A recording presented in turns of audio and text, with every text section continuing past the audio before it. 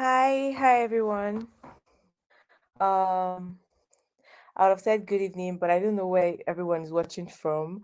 But I hope you had a great day, and I'm really excited to be the host for this event on behalf of the DLS community. And in our midst, we have a very brilliant and experienced cloud native technologist to share with us some tips on how we could escape the DevOps tooling hell. So we have Francis Iduh. I don't know if I pronounced it correctly.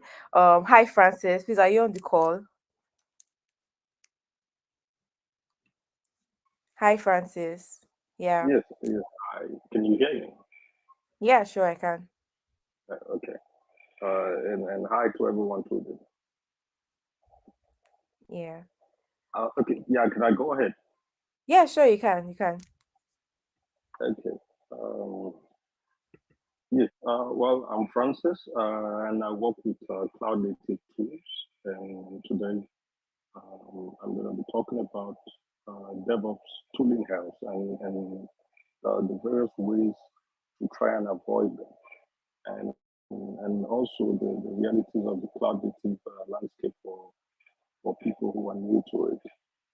Um, I think that one of the most important things to understand first is uh, the big picture of what DevOps is all about.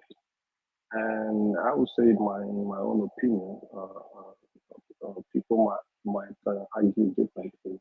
It's mostly about speed and money. And and when it comes to speed, it's mostly about delivering software faster, and you have to save a lot of cost while you're doing that. Accelerating the delivery of business value ahead of your competition, which also gives you leverage and gaining a lot more market share, responding quicker to customer demands and unpredictability in the market, as well as whichever regulatory environment you find yourself. Um, and another very important aspect of speed is to make sure you are racing in the right direction, so that you don't end up crashing. And what this actually means is that you want to make sure that these applications that you're delivering to customers are resilient to failures. They are always available. They're secure and then they are of high quality. Um, and this whole thing about DevOps is there's something also important to note is that DevOps is just a single pillar of a much bigger blueprint of building modern applications. And this blueprint is called cloud native. Now, when we're looking at the cloud native landscape, well, one of the core pillars of cloud native, like where most of these things started, is actually the application architecture. Now, traditionally, uh, you had monolithic applications. You had applications that had different modules all built in, and this was mostly like a single binary running a single process and probably a single database. And this had a bunch of downsides for when it comes to building large applications. Uh, for instance, if you had a bug in one of those modules, since they are all bundled together, it could easily cascade into the entire application. It was also difficult to scale just only a single module of such an application, and teams had to use the same programming language, not necessarily the languages they were proficient in. They probably had to come in and continue from where other teams have already started. those were the difficulties of dealing with those type of architecture. Then you you had a shift to microservices. And what this means is that the functionality of a large application had to be broken down into smaller independent services so that they can be um, written in different languages. Uh, you could deploy them independently, and you could scale these services independently. But there was also another downside to this. Now, while it helped with building applications faster and helping teams to own a particular project and do it with the best technology they could, this also gave rise to new levels of complexity being added to building applications. And, and what we're going to be talking about today, which is mostly cloud native tools, were mainly created in order to try to solve most of this complexity. So, and if you look at the diagram on the screen, so you had the application, which is a monolith, it was all bundled up in just a single binary, now being broken down into little services uh, that you could easily deploy. One thing that should also be noted is that when it comes to working with cloud native tools, emphasis should be placed on the problems that these tools are actually trying to solve, not necessarily the tools themselves. These tools, they're mostly open source and they are cloud agnostic, which means implementation of these tools in any cloud platform or on premise or whatever are mostly similar. Just not that much difference when you do the implementation across platform. Now, another core pillar of this whole microservice landscape was the fact that we now have to deal with containers and also orchestration tools for those containers. So you had those services that were broken up in the previous slide now had to be packaged in lightweight components that contains everything they need to run. They contain all the dependencies that these applications needs to run. And once they're packaged up in a container, you could run the same service in any platform that probably has um, a container runtime. And Docker was a tool for this. Now, when you package up these applications in the container, you also had to save them somewhere. You had to keep them somewhere so that it can be used and reused. And Harbor was an open source tool that could help with this task.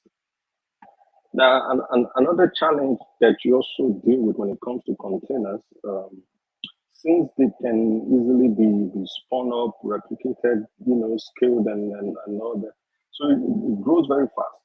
And when it comes to dealing with such growth, the process of controlling which nodes they're going to be placed on, how to scale them, how to destroy them, and all that had to be automated, and that's what you call orchestration, which means you now have the tool instead of you manually spinning up containers and shutting them down and doing aliens and all that. So you now have a tool like Kubernetes, which solves that problem. Now, um, another core pillar of this whole microservice thing is what you call DevOps, and that's why I said in the first slide that DevOps is uh, a part of cloud native,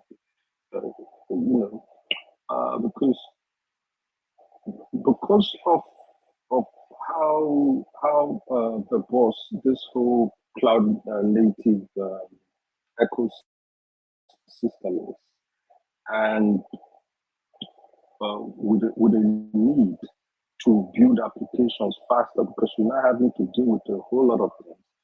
Most repetitive tasks in the application development and deployment needed to be automated, and this is where DevOps comes in. And one of its main components is dealing with CI/CD, which is continuous integration and continuous deployment. And we really don't have to go into that much details about talking about those things because I'm just giving a preamble how most of these tools came into place and how we use them. So you have tools like GitLab, Jenkins, Argo CD, and stuff like that. They could easily get these jobs done.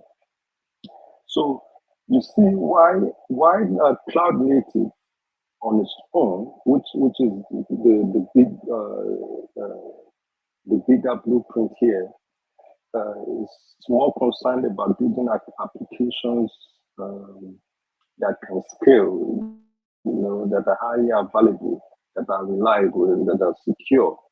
DevOps, as one of its core pillars, is more concerned about how fast you can get these applications in the hands of customers in a reliable way and obviously also a secure way. So this is why there's so much emphasis on automating repetitive tasks when we're doing testing, deployment. Such tasks you have to now pass it down to a machine which is capable of doing it faster and doing it multiple times without you having human beings to get involved. And also, there was also a lot of need for seamless collaboration between the development teams and the operations teams. So, and one other core pillar of the cloud native space is that in order for IT organizations and engineers to not to reinvent the wheels when it comes to solving a lot of the challenges that came with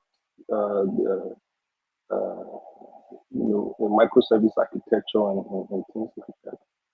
A bunch of cloud native open standards emerged. Which are mostly things that engineers had to deal with previously.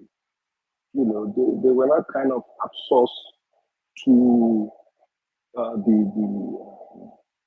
infrastructure layer. So developers can now and engineers can now just focus on building what is actually important to the business, as against having to do solve most of these challenges, because a lot of the big internet companies have actually solved most of these tools internally, and most of these problems internally, and they also decided to outsource most of those tools that they use internally, so that people can just take those tools and implement them as against trying to do that from scratch.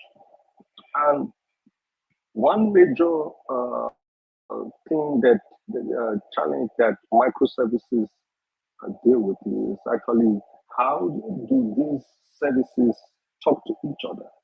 In the case of a monolith, since they're in a single process, they necessarily don't have to go over the network to communicate. But when you have separate services, now they have to communicate over a network.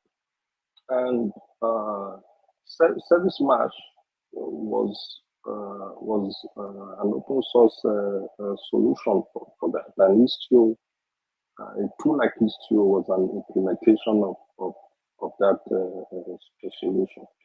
We also had observability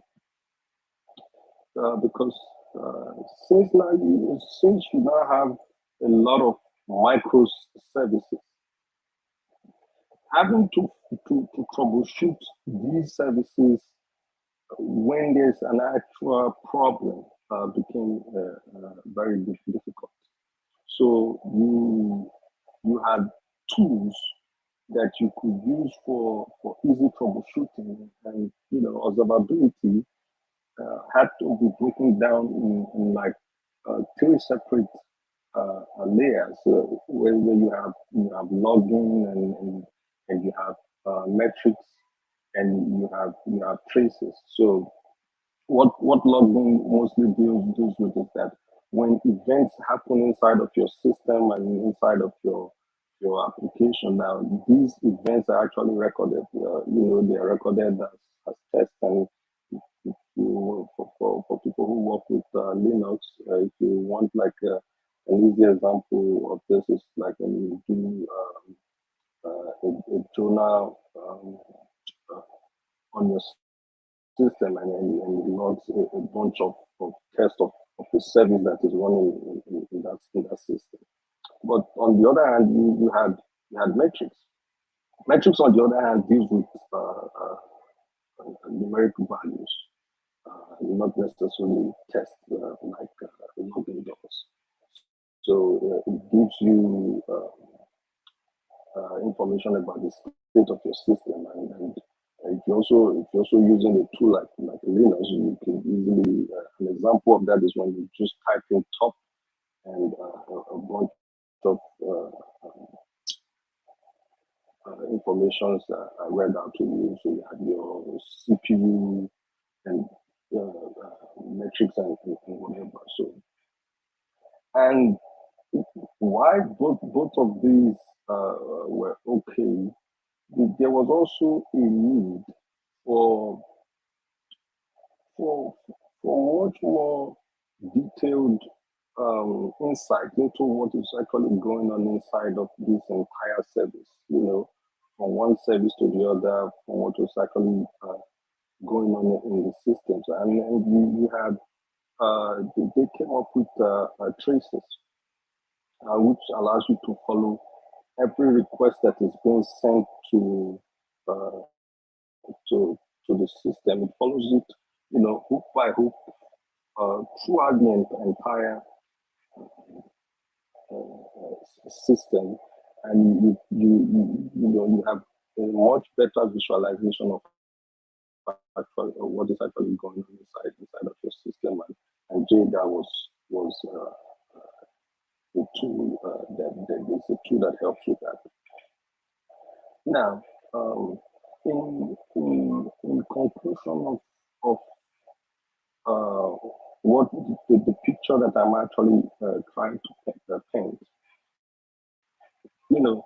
with applications and the various cloud native tools, you need a platform where these tools and your applications can run. And previously, most of these were done on premise. You had people set up servers and things like that.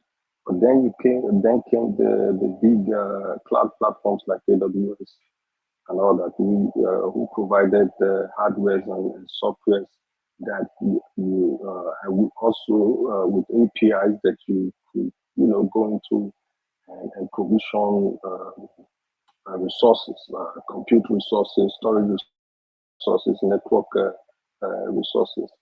And this was mostly done manually, but there was also a need to automate this process of provisioning resources in the cloud, which also helps with speed. And Terraform solves this problem by implementing what is called IEC, which is infrastructure as code, which means you can now provision a bunch of resources on any cloud platform, just using code, and those codes can be saved to a repository, and then a bunch of people can collaborate on those on those type of tasks. Now, while it still looks like there's a whole lot of tools to learn, uh, one thing that should be noted is that most of these cloud native tools are implemented in domain specific languages like YAML, HCL, and JSON. And most of them are declarative in nature, which simply means you just give tell the machine a task that they should carry out, but you necessarily don't have to give them all the details on how they should carry it out, because they already know what to do. And when you have tools like Parker, Terraform, Volt, they are mostly configured using the same configuration language, which is HCL. And with tools like Kubernetes and Istio, they are configured using YAML. So picking up on the syntax of these different cloud native tools are actually very easy. But the difficulty is now lying on understanding the various tools themselves and how to actually use them together, integrating them. An easy approach to this is by identify the problem that you want to solve in your organization.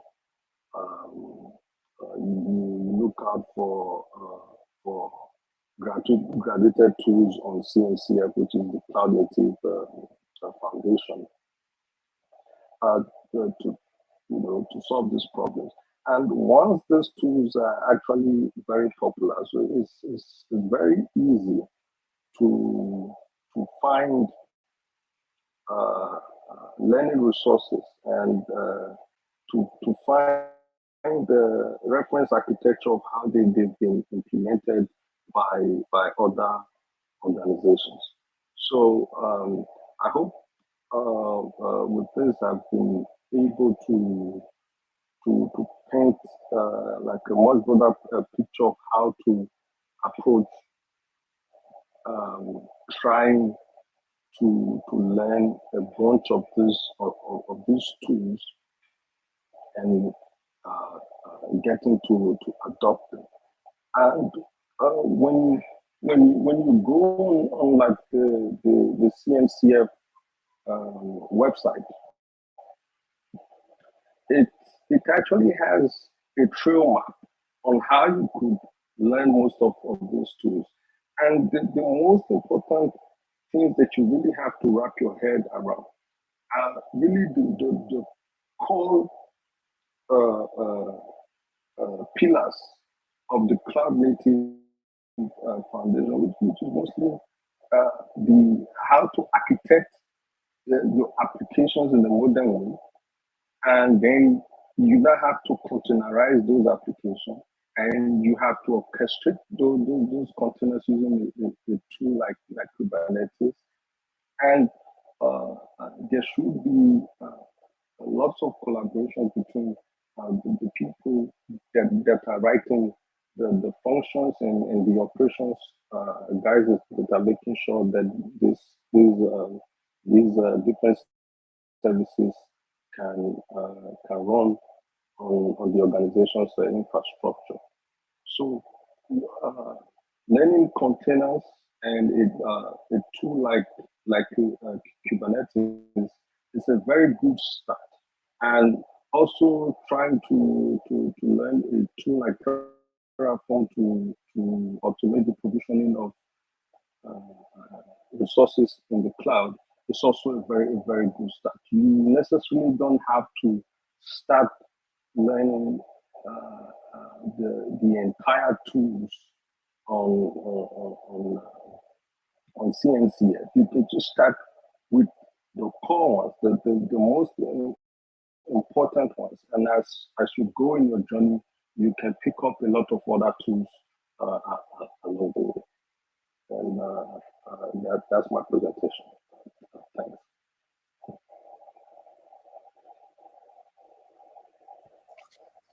Wow, Francis, that was really good. I think I learned a lot myself, and I'm really hoping that the persons on the call also got a lot from this presentation, and those that I would watch this video later on because it was very informative. I actually shared a link to the Cloud Native Computing Foundation for anyone that would love to check it out. And I was about to ask you if you could share a roadmap, but then you talked about it already, so I don't think it's necessary to ask that.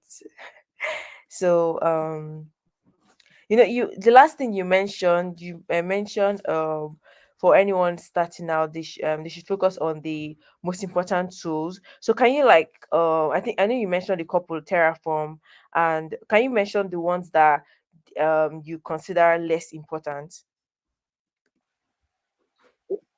No, what is there is none of these tools are actually less important. They have different use cases, right? But you do have like the core ones that in any scenario you would have to use, especially if you're dealing with a complex application infrastructure, right? So that is, but and and another thing that might also be said is this.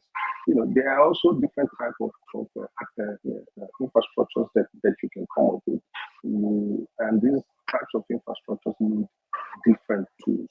So that is why I said you have to kind of figure out what problem you are actually trying to solve, and there is a tool for it. And it's best to go for the most popular tool because those popular tools actually have more resources and you could go online and find a whole lot of uh, implementation references that has been done on such a tool.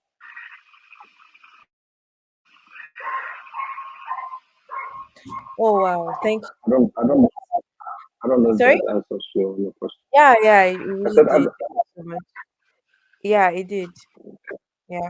I wanted to ask, does anyone watching, do you have any question? If you don't, you could always ask in the community platform on Discord. So I think we've come to the end of this event. Thank you so much, Francis, for your time. Thank you so much for taking our time to share your knowledge and experience with us. And we're looking forward to more events like this with you. And have a great day. Have a great night. Thank you all so right, thanks much. for having me. Yeah. Okay. Bye.